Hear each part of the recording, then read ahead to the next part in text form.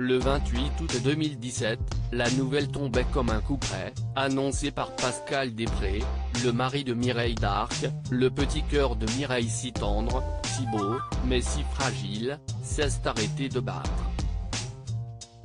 Elle s'est endormie chez elle, aujourd'hui, après presque une année de bataille et de souffrance. Elle a rejoint les étoiles et tous ses amis. Une souffrance confirmée par Antoine Westerman, son ami de toujours, qui confiait au lendemain de la disparition de l'actrice, toute l'admiration qu'il avait pour elle, qui s'était battue jusqu'au bout. Elle a subi plusieurs opérations en un an et enduré une douleur que peu auraient pu supporter. Ces dernières années, elle transitait sans cesse entre l'hôpital et la maison. Je me demandais comment elle faisait pour être si forte.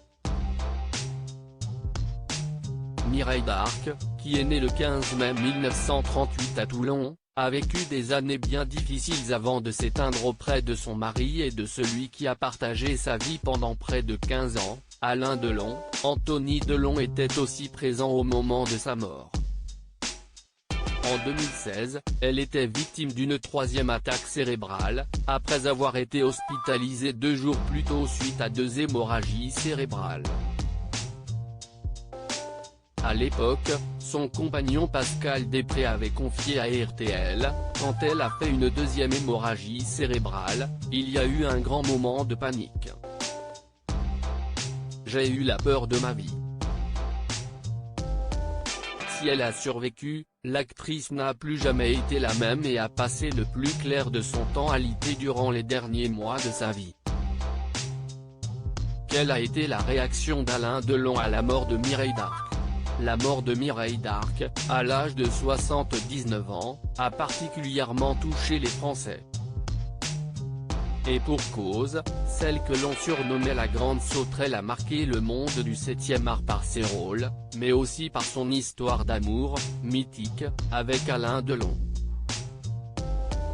Un couple qui s'est séparé car la malformation cardiaque de l'actrice l'empêchait de porter un enfant.